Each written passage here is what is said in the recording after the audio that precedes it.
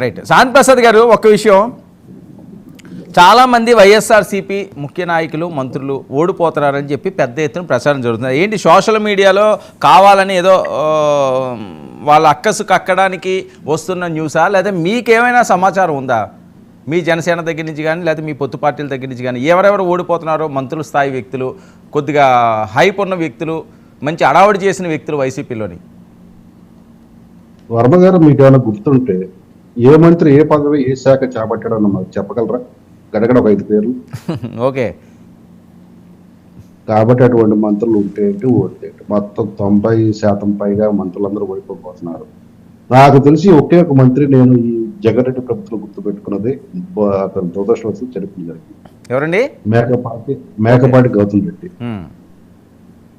నిజంగా సిన్సియర్గా వర్క్ చేయడానికి ప్రయత్నం చేశాడు. కాకపోతే దురదృష్టం, దేవుడు తీసుకెళ్ళిపెడతాను. అతను ఒక్కడ తప్ప నాకు తెలిసి మిగతా మంత్రులు ఎవడెవడు ఏ శాఖ ఏమిటి అనేది నాకు ఈ రోజు వరకు కూడా తెలియదు.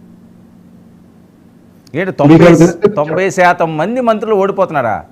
ఎవరు? అంబటి గారు, పేరు నాని గారు అబ్బాయి, అలాగే కొడాలి నాని. మీరేదో మొట్టమొదటి పేరు తీసారు. అతను ఏ శాఖ మంత్రి? గంతుల శాఖ మంత్రి. ఆ రోడ్ల మీద అదేంటండి? దసరా బుల్లుడైన అతను. సరే చెప్పండి. ఏమో మరి నాకు తెలియదు. ఎవరికి అవసరం లేదు కదా.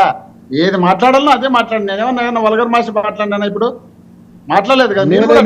ఏమన్నానబ్బా? దసరా బుల్లోడు అంటే తప్ప అది ఇంకోటి కూడా అన్నారు చూడు. అంతకన్నా ముందు ఇంకో మాట మా ఏరియాలో దసరా బుల్లోడు అంటే అది ఒక అలంకారం. మా కోస్తా ప్రాంతంలో దసరా బుల్లోడు అంటే జీవితాన్ని ఎందుకు పనికి రాకుండా రంగురంగుల జీవితం గడుపుతూ చివరికి ఏమీ కాకుండా పోతాడు చూసారా, వాడిని దసరా బుల్లోడు అంటారు. పోలింగ్ చేసేటప్పుడు ఉంటుంది. నాగేశ్వరరావు దసరా బుల్లోడు బ్రహ్మాండ సినిమా హీరో సక్సెస్ అయినాడు. దాన్ని దృష్టిలో పెట్టుకుని నేను సినిమాల గురించి మాట్లాడతా. అప్పటి నుంచి వచ్చిన పదజాలం యొక్క అర్థాలు మా వ్యవహారిక భాషలో ఎట్లా ఉంటాయో చెప్తున్నా. పోలరంగడు, దసరా బుల్లోడు అంటే కొన్ని అర్థాలు వస్తాయి మాకు వ్యవహారిక భాషలో. ఇతను తన శాఖ మీద కానీ తన యొక్క దాని మీద ఎప్పుడైనా ఒక్కసారి తన అధికారంతో కూర్చొని చేశాడా? నాకేంటి ఇరిగేషన్ ప్రాజెక్టు, నాకేంటి సంబంధం అన్నట్టుగా, పోలవరం అంటే ఏంటి, దానికి సంబంధించిన టీఎంసీ అంటే ఏంటి నాకేం తెలుసు, నన్ను అడుగుతారేంటి అడిగిన మంత్రి. సరే వదిలేసేయండి. కాబట్టి ఏ శాఖ ఏంటో కూడా తెలియని మంత్రులు.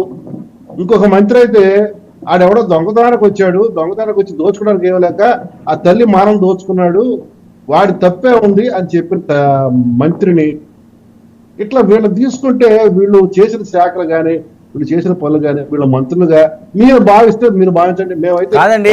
కాదు, కొడాలి నాని గారు, ఆయనకు కూడా సక్సెస్ఫుల్ రేషియో ఉన్నది. అలాగే రోజా గారు 2 సార్లు గెలిచారు. సక్సెస్ఫుల్ బూతులు తిడతంలోనా? బూతుల శాఖ మంత్రిగా మాకు తెలుసు తప్ప అతను ఏ మంత్రి మాకు తెలియదు ఈ రోజు వరకు కూడా. అతను బూతుల శాఖ మంత్రిగా తెలుసు. మా పేరు దాని ఉన్నాడు. అతను ఈ ఎటకారపు మంత్రిగా మాకు తెలుసు. అతను ఏ శాఖ చేశాడో అతనికి తెలియదు. అతను నాకు తెలిసి ఒక శాఖ చేశాడు. ఆ శాఖలో అతను పాటించేటట్టు మా వారహి వాహనం రంగు అప్పుడే తెలిసిపోయింది. వీళ్ళు మేధావులా? వీళ్ళు మంత్రులా? వీళ్ళు పాలన చేశారా? కాదండి. ఏ శాఖ తెలియకుండానే చిరంజీవి గారు మరి వీళ్ళందరూ వెళ్ళారా ఆయన ద్వారా సీఎం గారి దగ్గరికి? సార్, ప్రభుత్వం దగ్గరికి వెళ్ళారు, మంత్రుల దగ్గరికి వెళ్ళాల. ప్రభుత్వం దగ్గరికి వెళ్ళారు, ప్రభుత్వం అధినేత దగ్గరికి వెళ్ళారు. కానీ ఆ ప్రభుత్వ అధినేత ఎటువంటి వెకిలి వేషాలు ఇస్తాడు జనాలందరూ చూశారు. రోజా గారి పరిస్థితి కాబట్టి దాన్ని బట్టి ఏంటి సార్ రోజా గారి పరిస్థితి? ఆమె ఏ శాఖ మంత్రి ఏంటండి? చెప్పండి నాకు. టూరిజం అండి. తెలియదు. మీరు నాకు నాలెడ్జ్ ఇవ్వండి సార్. Tourism sir. టూరిజమా? ఏంటి? తిరుపతి గుడి తిరగటమా? తిరుపతి ఏంటి? అదేనా టూరిజం అంటే? అక్కడ ప్రతిసారి తిరుపతి గుడిలో కనబడతాం. అదేనా టూరిజం అంటే? ఎందుకు వెళ్తామని సోషల్ మీడియాలో వార్తలు వస్తున్నాయి. వాటి కోసమే ఆమె టూరిజం శాఖ మంత్రి. నాకు తెలిసి ఆమె ఏపీఐఏసీ చైర్మన్ గా పనిచేసింది. చేసినప్పుడు ఏ ఇండస్ట్రీస్ తీసుకొచ్చింది? ఆంధ్రప్రదేశ్ రాష్ట్రంలో జగన్ రెడ్డి మొట్టమొదటిసారి ఆమెకు ఇచ్చిన పదవి అది, ఏపీఐఏసీ చైర్మన్. నాకు గుర్తుండి అది ఏం చేసిందో చెప్పానండి. మంత్రిగా ఏ మంత్రి నాకు తెలియదు, మీరు చెప్తున్నారు. నాకు తెలిసి తిరుమల తిరుపతి దేవస్థానానికి ఎప్పుడు కూడా క్యూ కట్టే మంత్రిగా నాకు తెలుసు.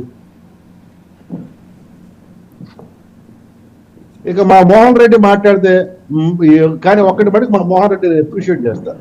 మా మోహన్ రెడ్డి ఎప్పుడు కూడా మమ్మల్ని 7వ తరగతి నుంచి 10వ తరగతి కూడా మేము చదువుకునే రోజు గుర్తు తీసుకొస్తుంటాడు.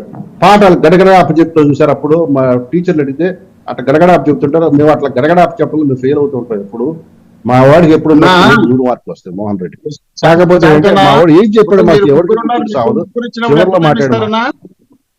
మీ ముగ్గురికి ఎంత టైం ఇస్తారన్నా, నాకు ఎంత టైం ఇస్తారన్నా? నేనైతే ఆన్సర్ చెప్పాలి కదా, అదే నా బాధ.